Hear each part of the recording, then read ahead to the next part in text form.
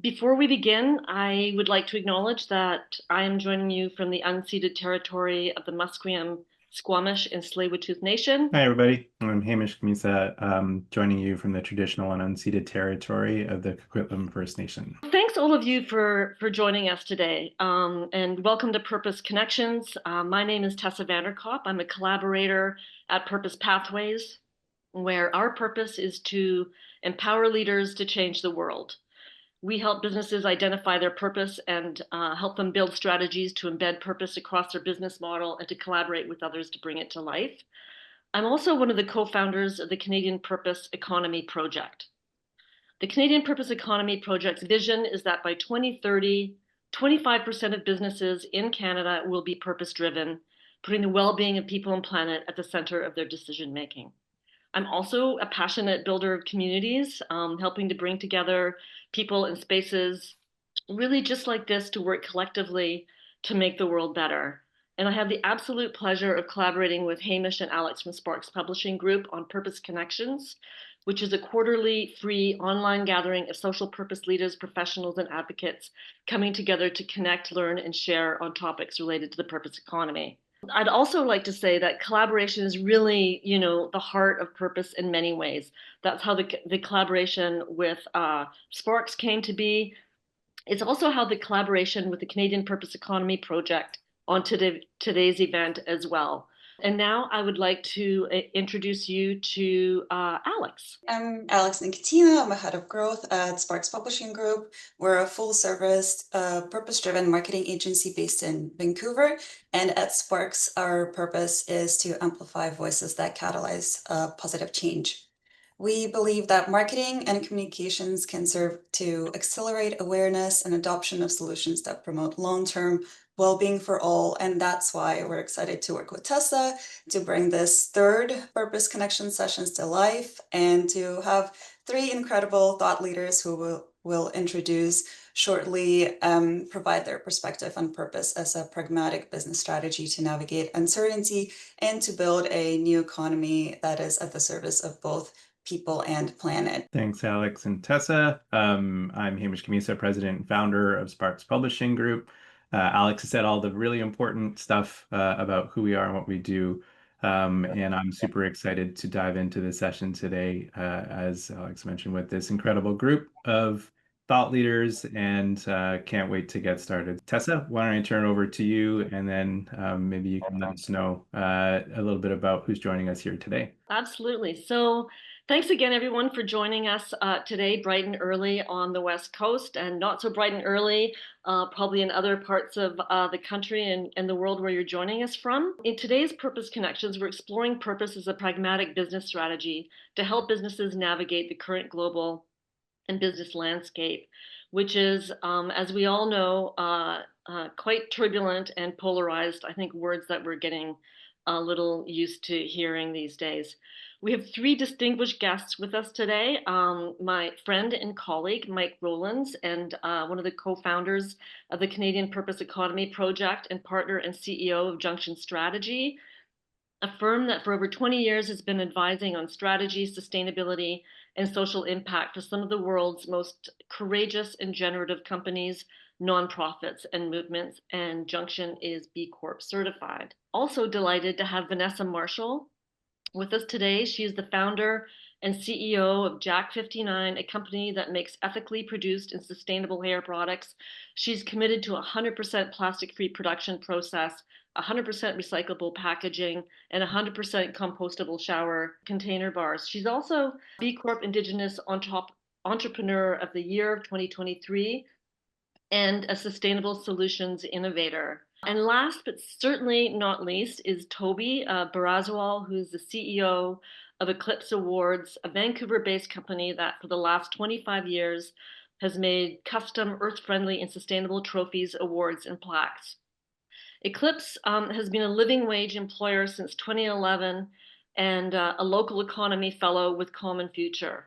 Sustainability isn't merely about reducing, reusing, and recycling. It's about creating, celebrating, and loving well. That's Toby using the word love, as he often does in relation to business. Thanks, Tessa, and welcome everyone. So just to set the stage, and maybe as a quick recap on how we got to the third iteration of the Purpose Connection series. We started this as an opportunity to lean into something that we observed, which is folks in the purpose space really looking for opportunities to connect and converge. Sometimes they use the word purpose, other times they did not. And either which way, we found that there was a sentiment that people wanted to make the world better. So that really was the spark that launched it. And Tessa is, probably I would say, I don't want to say culpable, but responsible for initiating this wonderful series. And we thought, well, let's do one, and then let's do two, and let's now do three. And so we started by looking at some of the higher level frameworks around purpose. And so that was a really great first series. We had Dr. Victoria Hirth, who just sent a quick message of hello. Uh, I saw the little message flash across the screen just now. So she sends her good wishes to all of us here. But looking at purpose from a macro level, and then Dr. Lorenzo Fioramonti was also on that, and Ben Renshaw talking about sort of the micro, the meso, and the macro of purpose. Then we got into the role of capital and purpose, and in how capital can be used as a lever for change. So that was a really engaging discussion, and we were looking for a lens that met the challenge of today, which is really like there's a lot of uncertainty going on. Lots of stuff is happening that we're all trying to wrap our heads around. And so, whether you call it purpose or whether you call it something else, it felt like pragmatism was kind of an important theme to help navigate what we're going through. And so that is what ended up being the driver of today's session. So that's how we got here. And I wanted to lead off by having the hardest questions go to Mike. I was thinking about it. He's uniquely qualified in being able to speak at a very high level to a lot of the issues that are going on in the world, and through some of his client work, be able to bring what he's observed into focus for us today. So, Mike, I'm going to start with you. And lots is happening. So, the laundry list looks like the Simpsons credits at the end, where they scroll past at 5x speed of things that are going on in the world. So I don't need to belabor that point, but I wanted to maybe ask you sort of why purpose, why now, sort of why it makes sense, and some of the tension points that we're looking at really unpacking are, if business as usual has been upended completely, the good and the bad have been really thrown into disarray. So, are there opportunities here as well as challenges? Um, are there moral imperatives that we just need to lean into when we're thinking about how we go forward? So we can't really afford as a species, as a generation, as a civilization, to do what got us here anymore, because it's not going to take us where we need to go. And in your own travels, are there any experiences that you can point to that are sort of shining stars or beacons for hope? So with that, I know that's a lot to unpack, but I feel I'm going to send the heavy hitter to the plate, and he's going to hit a grand slam. So over to you, Mike. Well, okay. Thank you for including me in the discussion. You flatter me with teeing me up in that way, and I'll do my best. I want to start by just like opening up and talking a little bit about what we mean by purpose. Like, let's give a definition to purpose and what we mean in this context. When we're thinking about purpose in business, we're thinking about companies that exist to make a positive contribution, or more precisely, that exist to make an optimal strategic contribution to the long-term well-being of people and the environment. So optimal meaning optimized for the size and scope of the enterprise. Strategic meaning as in toward a meaningful end and overseen by the highest governing authority in the organization, and in contribution to the long-term well-being of people and the environment, which surely is a phenomenal definition of why we have societies in the first place, to uplift our well-being. We founded the Canadian Purpose Economy Project with a vision, as Tessa said, that by 2030, 25% of Canadian businesses will have articulated a social purpose in line with this definition, embedded it in their operations, be openly reporting on their progress, and be collaborating with partners to achieve it. So it's a lofty vision. So let me come back to purpose economy and what we mean. There's two things on economics as it's popularly understood. First, GDP, or gross domestic product, is news writers' most commonly cited data point about economy, but it's a problematic number. GDP includes things like the cost of fighting fires, the cost of rescuing people from floods. Income from arms sales is included in GDP, all manner of things that we don't want to have to spend. So GDP is a crude measure of economic health, especially compared to the well-being of all people and the environment. So second point on purpose economy, when we think of economic actors, we think of three sectors, right? We think of government, we think of the private sector or business, and the third sector, or the social sector, which is comprised of nonprofits and charities. Government has a purpose to uphold the long-term well-being of Canadians and the environment. The social sector actors have a purpose, especially if they have a charitable mandate. So why don't businesses? What if they did? What if all actors in our economy were focused not solely on profit maximization, not just on managing their operations sustainably, but on making a positive contribution to the long-term well-being of all people on the planet? I'm going to keep repeating that phrase. So that's what we think of as a purpose economy, where all our economic capacity and resources are focused on human and planetary well-being. Now, some might think of that as idealistic or utopian, maybe even naive, but they may be surprised to learn it's far more widespread than you might first imagine. The Canadian Purpose Economy Project is currently compiling research into the TSX 60, the 60 biggest companies in Canada, and found that 25 of them have articulated a social purpose as the reason their companies exist. My own firm, Junxion Strategy, has been advising companies on purpose and sustainability and social impact for over 2 decades, serving clients on 5 continents. And the data clearly show that companies that fully embrace social purpose are outperforming their peers. In 2023, companies with a corporate purpose had revenue 58% higher than those without a corporate purpose, so they're rewarded by their customers. They also saw 63% higher returns on invested capital, so they're more efficient businesses. 63% of employees in purpose-driven companies are engaged versus just 31% in other organizations, and 65% say they're passionate about their work versus 32% in other companies, so they generate better staff engagement.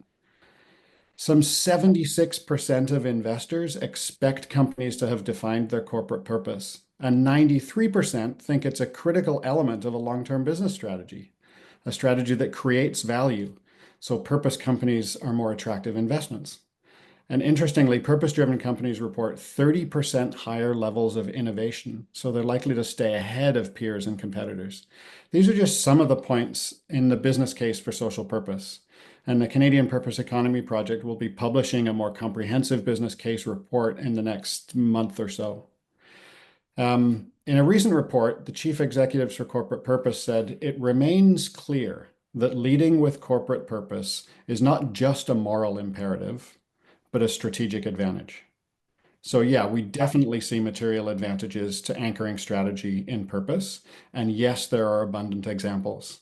I think of Vancouver's Hemlock Printers, which exists to create connections, build community, and inspire actions that safeguard the health of the world's forests. Since beginning the work to embed social purpose in their ops, Hemlock has seen higher rates of customer acquisition, stronger staff attraction and retention, and deeper partner collaborations. They're Western Canada's largest commercial printer. I also think of our client, Coast Capital Savings. Their CEO said, we believe that social purpose is the business model the world needs to tackle the complex systemic issues we face today. As a financial cooperative, adopting a social purpose and embedding it across our business is a natural evolution and an incredible opportunity to harness our enterprise capabilities, talents, and resources to drive impact. Coast is seeing similar increases in staff engagement, and their partners are bringing ideas and innovation to their relationship, which is driving growth. Compared to a group of their peers, Coast has performed incredibly well during the challenging interest rate markets of the last few years. Or think about a giant company like TELUS, one of Canada's leading telcos. Their social purpose is focused on leveraging the world-leading talent and the technology that they have to make life better for Canadians.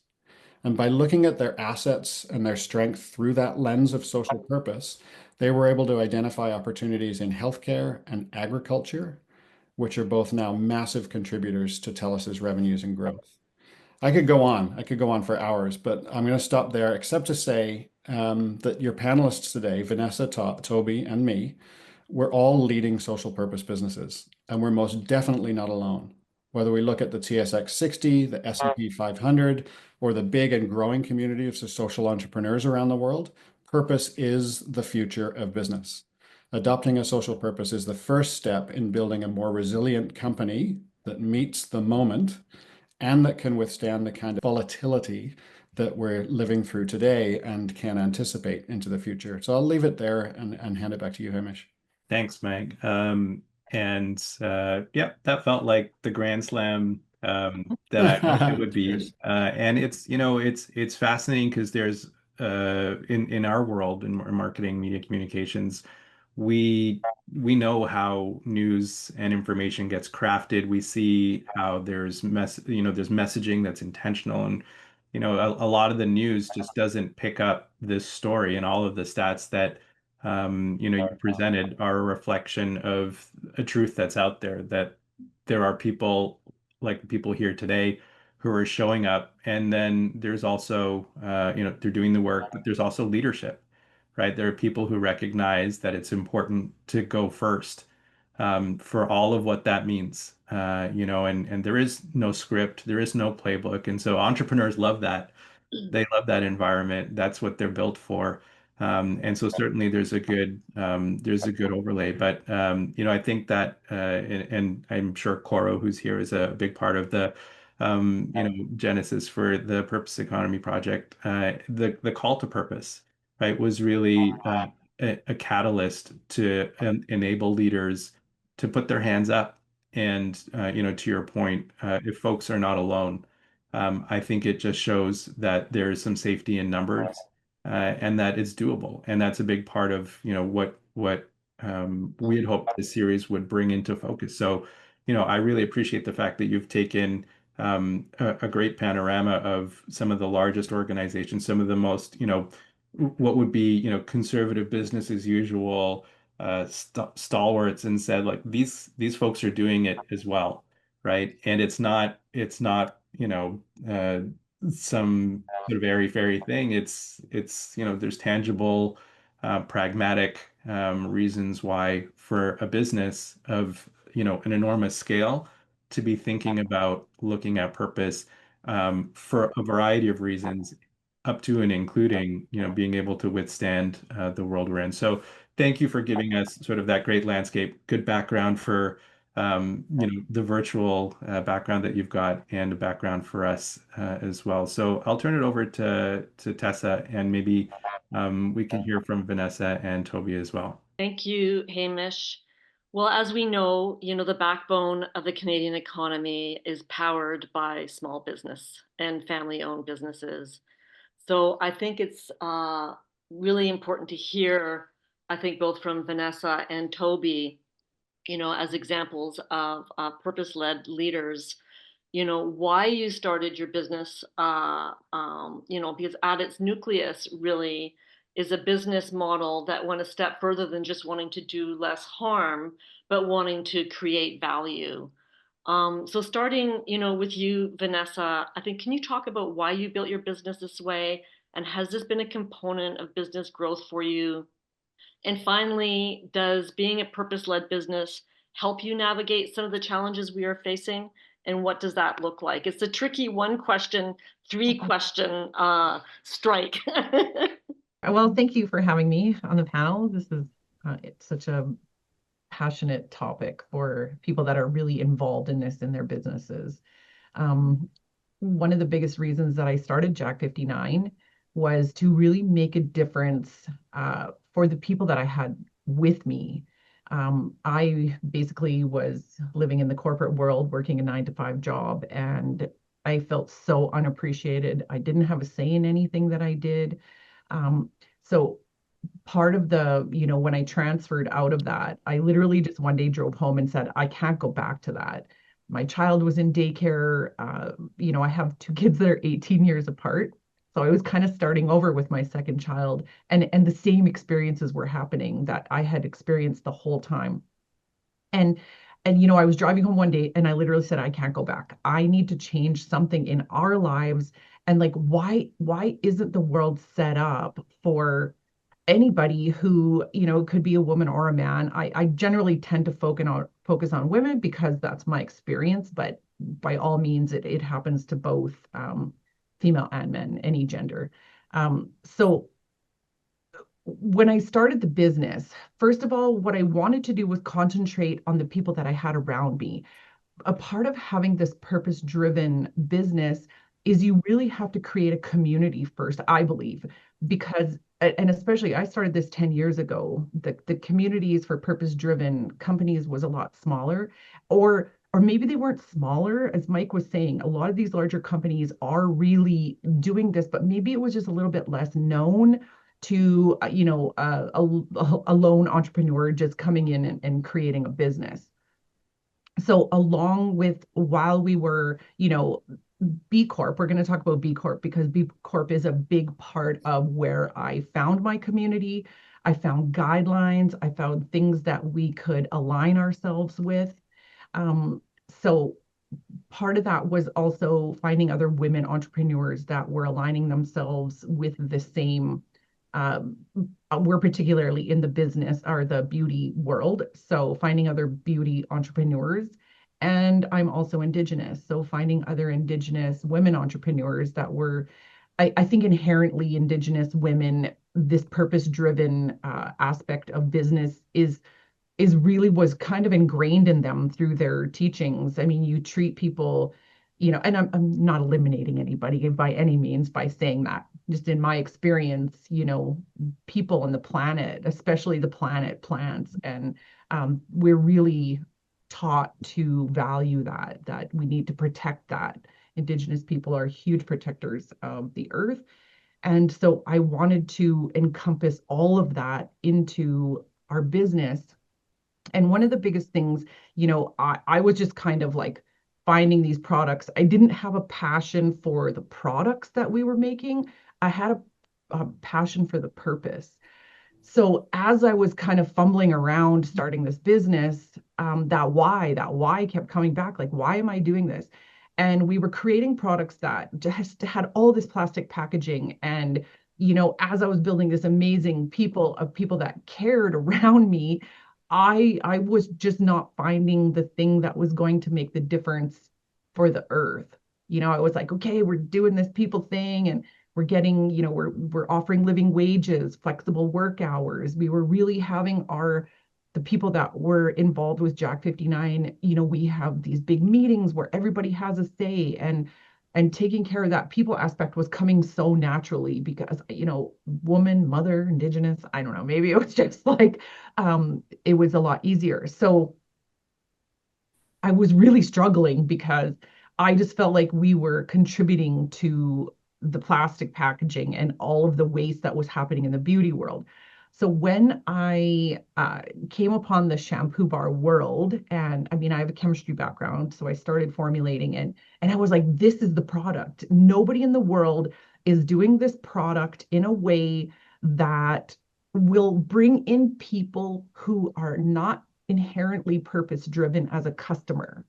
Because if we could do it properly, if we could give it the salon, uh, qualities, we can shift our marketing to include those people in other aspects like travel. It's just super convenient. It's an easy product where they weren't necessarily focusing on reducing the plastic waste in their lives. They were just looking for a really convenient product. So that why for the creating the actual products and how we could take care of the planet really just it just like streamlined. It was so fast. And it also happened for us through COVID. So while people were, at home, and these visuals of, clean rivers and empty fields, that were just like, I think people were really became aware of, wanting to do better for the earth, um, wanting to have cleaner ingredients in their bodies. There was a lot of this vaccination talk going around.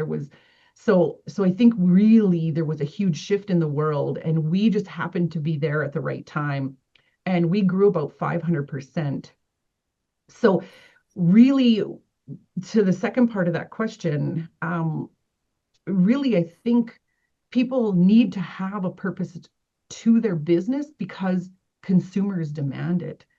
And that puts the profits into your business, because if you don't stand for something, people are going to question your motives. And really, in this financially driven world where, people can often, I believe people can often feel that we just want to take their money, take. There's another ad, there's another product. Why would I want to support this business?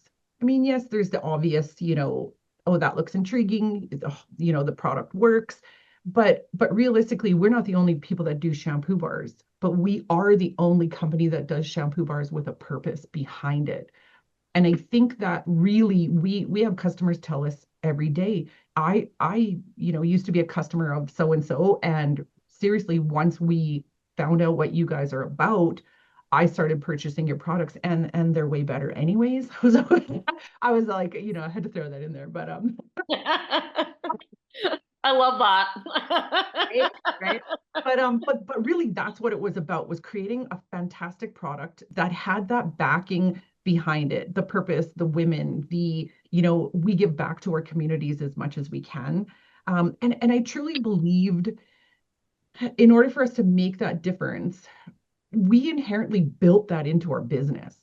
So if I were to, if the business were to ever sell, if, somebody else were to come on board, we're considering bringing on some capital right now. How do you keep those values? How do you keep that core purpose? And really, I believe it's building it into the culture. For being a B Corp, we literally changed our incorporation documents to say that we put people and the planet ahead of every decision that we make. And it really helps, guide the decisions that your company is making. So when somebody comes in and says, we want this to be all about profits, I was like, yeah, I mean, everybody loves profits, but this to me is what comes first. And when you put this in, those profits follow. So, yeah, putting the responsibility onto the businesses to take care of the things that I think traditionally have been put onto the customer. Like, customers should be buying less plastic. They should be, making all of these changes in their homes. Well, yes, absolutely, I agree with that. And that's what the market listens to, right? So we've had a lot of larger, huge corporations start to change the way that they're looking at beauty products because of smaller entrepreneurs like myself. Literally copy some of the products that we're making, which is great. I mean, I think it's great. Absolutely. I wish they'd have a little more innovation to it instead of just, like strictly trying to do the profits off of what the smaller businesses are doing. But we really took that responsibility, that as a business, it's our responsibility to make those changes. And the audiences follow. There's a piece of the question I think I'm missing, but No, I love what you just said, Vanessa. A business needs to have a purpose. And this is what Mike spoke to earlier, because consumers demand it, and that drives profit. So I think that's resonating throughout the thread in this conversation. Toby, I'd love to hear from your perspective what your thoughts are. Sure. Yeah, thanks everyone. Yeah. Yeah, my name's Toby, and my company is Eclipse Awards.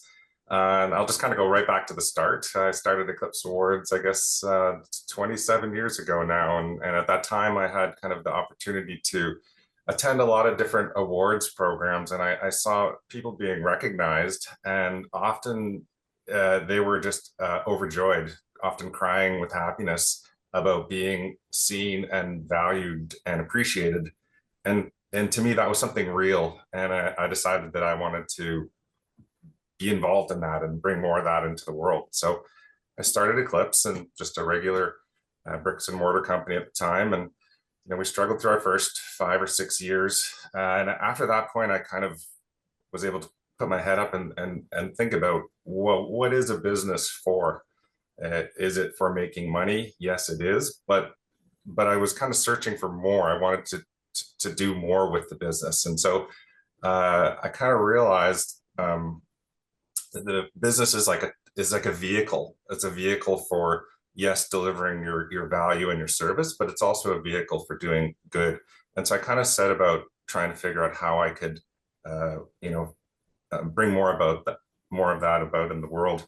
And at that same time too, I kind of heard that the Eskimo have dozens of words for snow, like different types of snow.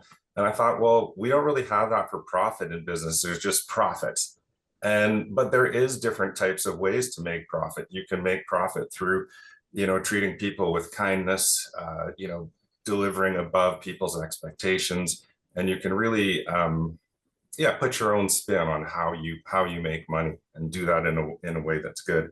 So, at that time we adopted sustainability. That became really big in our business. And over the years, we explored a lot of different types of business, green business, triple bottom line, CSR, all of those things kind of came along at different times.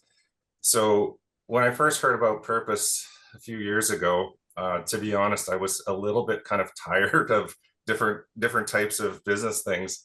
And I kind of ignored it at first, but luckily I came around to the idea when I realized that purpose is about why we do business, whereas the other things are more about how we do business. And so the idea of I guess defining why we're doing something was powerful, actually. And so we went through the process of kind of defining our own social purpose, which initially I thought was just, we'll write a sentence or two and we'll sum it all up with that.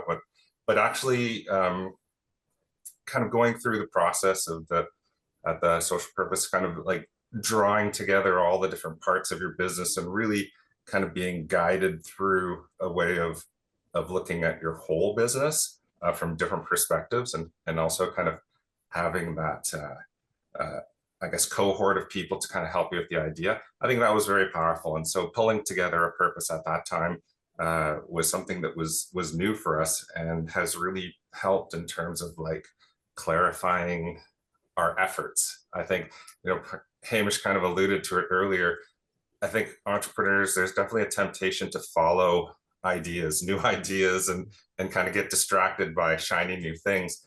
And one thing that I found that's a benefit of having an articulated purpose is that it really helps you focus on what should you be doing, and is this going to further what we're trying to do?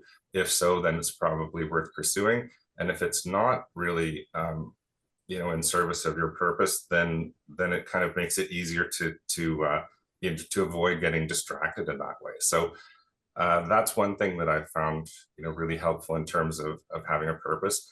And it's also provided, I think, an aspiration, for what are we working towards, and it kind of has added a layer of meaning, I think, onto our work. So within our company, we're a small company of 10 people. The different staff members, I guess, have adopted or supported the purpose, I guess, to different levels. But I think for everyone, that's kind of the common factor, has been that it's added a meaning to a lot of the work that we do. And it's given us some focus and direction. And I think, like Vanessa said, it's also helped us stand apart. And so I think as a differentiator, and as a marketing tool as well, it's been great to kind of help us stand apart from the other companies that are doing similar things to us. So yeah, it's been a powerful tool for us as well. I love, and then I'll pass it over to Hamish, but I love what you just said about, having 27 or whatever it was different ways of looking at profit. We tend to look at it just one way.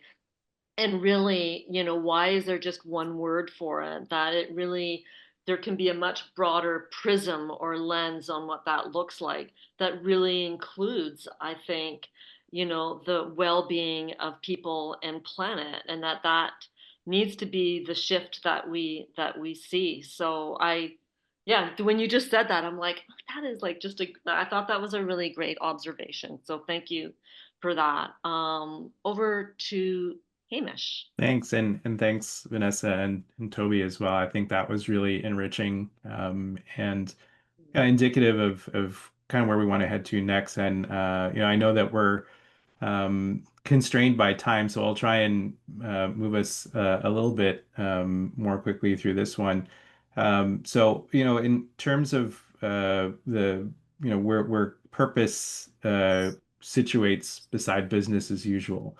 I think what's fascinating is that, what do you mean by usual? Because like Toby's usually been doing this the way that he's been doing is in a purposeful way. We talk about business as usual. So maybe Mike, if you could kind of wrap that into the sense of systems, just for context, because there are clearly purpose-driven businesses, entrepreneurs that have been working for a while at advancing things in a more sustainable way. And so, without the labels of purpose, right? But the pragmatic outcome is they're advancing long-term well-being for all. Right. And another footnote is that it seems like purpose is a strategy. If strategy is a philosophy of becoming, according to someone like Seth Godin, where it's constantly evolving, it's constantly looking forward, it's very dynamic. Purpose is so well suited for that. So that if that's a strategy, Agreed. maybe highlight some tactics that businesses Sure. are using to navigate uncertainty. So bring an element of pragmatism if you could into that. Yeah, absolutely. Again, the complex question. So give us a systems lens and then bring us to some pragmatism. So I'm Yeah, going and you got 3 minutes. to do that. Appreciate that. Well, I may start by acknowledging what Nicole has just put into the chat. I think the point is that profit maximization might be the problem, not profit per se. And I would pick up off of that and say that, like, I do want to change business as usual. I'm not happy with business as usual. If we take business as usual to mean extractive, exclusive, unfettered capitalism. What I don't want is the chaotic disruption of global trade norms that we're experiencing today, right? That's harmful. It's reactive. It's anchored in an orthodoxy that ignores very human impacts. It's ignorant of the lessons of history. Okay, so I'm glad I got that off my chest. There's a thing, right? Change needs to be managed. Any enterprise leader, any entrepreneur knows change is the only constant. We're constantly navigating change. This is our work as entrepreneurs and as organizational leaders, whether we're in business or elsewhere. Managed change can be healthy and productive. Unmanaged change is risky and it's potentially damaging, and it's much harder to navigate. But there are ways through times like this. And I've been reminded the last few weeks of one of my favorite Churchill quotes: when you're going through hell, keep going. In other words, keep moving, keep putting one step in front of the other, keep making progress. So obviously, in every organization, context matters, right? What the specific organization is going to do is specific to that organization. But I would share 5 things that I think all leaders should be thinking about. And the first one, sort of in response to the reactivity that we're seeing, first thing I'd say is keep your wits about you. We're seeing leaders react in 3 common ways during this current craziness. Some just seem to be stuck, like deer in headlights, waiting to see what happens. And they're failing to make appropriate changes, and they're not seizing the opportunities that always present themselves in a difficult time. Others are overreacting, making knee-jerk changes that might come back to bite them. It's really hard to spin operations back up or to rehire staff if you cut too deep too fast. So the ones we think will be most successful are keeping their wits about them. They're looking for data on which to make crisp, informed decisions while staying in alignment with their purpose. And for them, purpose is like a lighthouse guiding them through this storm. The second thing I'd say is engage your team. Leadership is a team sport. A couple of our clients have established what they're calling war rooms. Hate the metaphor, understand the strategy. Groups of senior leaders that are meeting weekly or more frequently to compare notes, to assess challenges and opportunities, and make decisions together. I remember one client early in the COVID pandemic whose leadership team met daily for 30 minutes, and they had a simple agenda. What decisions were made yesterday? What decisions have to be made today? How might we help one another? And that was it. 3 questions, 30-minute meeting. In chaos, even this little bit of structure can create the space for really wise collective decision making.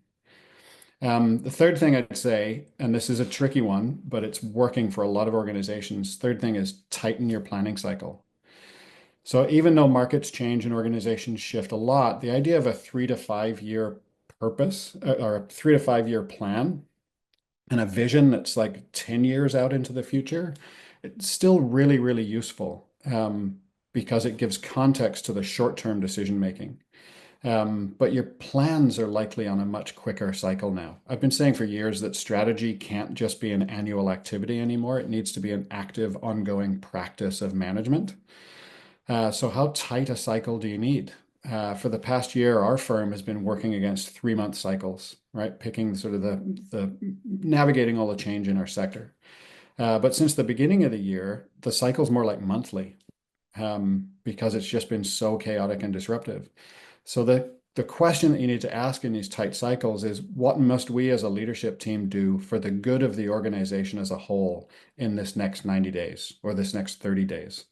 And then do that and only that, right? Which gives you this really clear focus on a really rapid cycle. And that narrow focus on the highest priority will feel really empowering and will drive progress in the organization despite all of the things that are going on outside.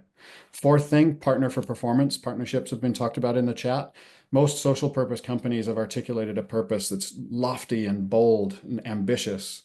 No single actor is likely to achieve those big, lofty goals. So opportunities abound with like-minded partners. How might you collaborate on products or projects or programs, market entry? What might joint ventures look like? Is this the time to think about mergers or acquisitions if you have the wherewithal to carry those through? But how might you think about sharing margin to grow the total capacity of partnered organizations? And then fifth thing, carpe diem. Many of us learned carpe diem from that great Robin Williams film, right? Dead Poets Society years ago. Carpe diem, seize the day. What would it look like for you to flip the script entirely, right? Rather than falling victim to a scarcity mindset and focusing on all the problems, what if you forced an abundance mentality and started looking for opportunities? If your peers and competitors are struggling, but you see them as viable in the long term, perhaps now's the time to acquire them or merge with them. If your customers are struggling and you can help now in exchange for long-term commitments, what might that do to support future earnings for your business? What long-term commitments do you have that could be renegotiated right now? We had one of our clients reach out to us last week before, asking, actually they weren't even asking, they were just letting us know they're going to extend their payment terms to 60 days from 30, just to free some cash flow and protect their operations. So yeah, we're in a volatile and uncertain time, and that requires us to kind of zoom out, see the whole forest, align our attitudes and actions towards a purposeful future, and focus on thinking around purpose and relationships. And the path through this stuff will reveal itself. I wish we had another hour, but you said a couple of things, data to make clean, crisp decisions. Abundance mentality, I think, is so key. I think it's easy to retract, I think, in these times, and bring your people close, right? You never do this. This is not a solo journey. So I think that's really key. I'm gonna ask this last question really, really quickly. So the Canadian purpose economy vision is that by 2030, 25% of businesses are social purpose businesses, which signals the tipping point in building the purpose economy. So first to you, Mike, and then to Vanessa and Toby. From a large business perspective, how do we encourage businesses along the purpose continuum to continue their journey? And finally, how do we know that those businesses who say they are purpose driven, that they are authentically so? So a few things I'd say. One, if companies are just embarking on this, the first step is to engage board and leadership and as many others as possible in articulating a social purpose. Our firm at Junxion, we help clients through that process in a closely facilitated approach that lifts the importance of conversation and dialogue and shared aspiration, because it builds inspiration and it lifts sort of collective ambition.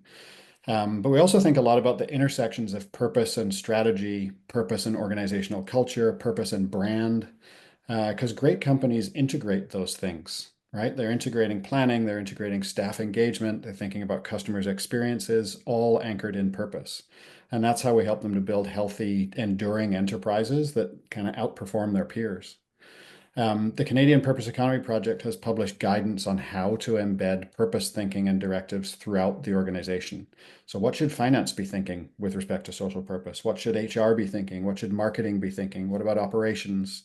And what roles or like jobs should organizations consider adding in their teams to ensure purpose actually permeates all that the organization does? Third, companies absolutely have to disclose their progress.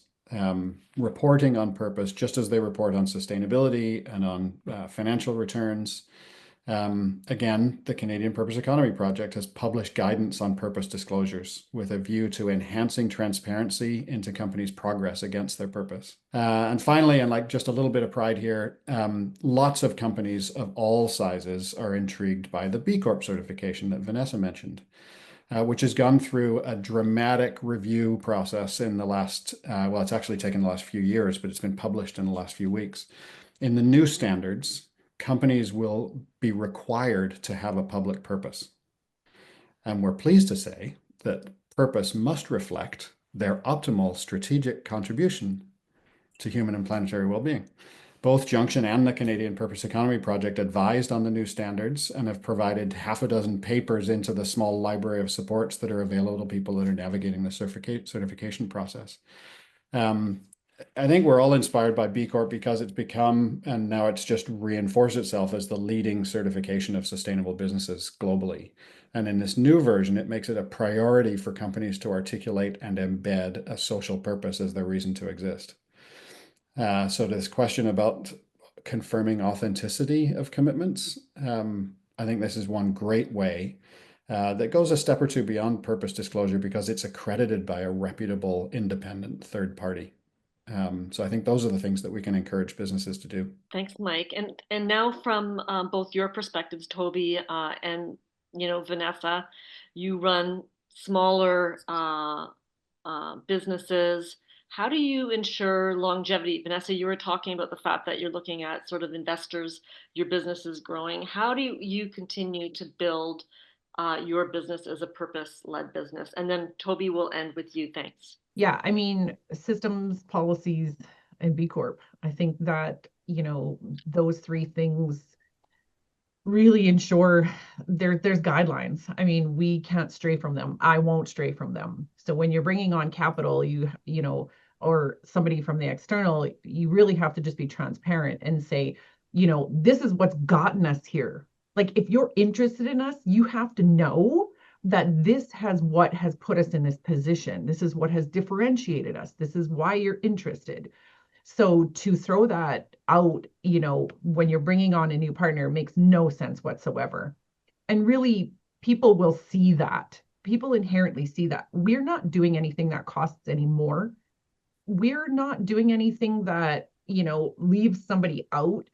Like, really, everything that we're doing, we are so passionate about. When you ingrain that into the culture of your work, you have way less staff turnover. People feel appreciated. People offer ideas. They collaborate. They know that your door is open and you want to listen to suggestions to build a better business. really quickly, just going back to what Mike was talking about, about the growth and stuff, like, really, sorry, I kind of lost it. I got a little passionate about it. It will take me a long time, so I'm not gonna actually go back into that. But part of I mean, B Corp is definitely the best way to make sure that businesses are in line with what they're saying they are in line with. And that reporting is absolutely essential. So I think we'll just leave it there. But yeah, for sure.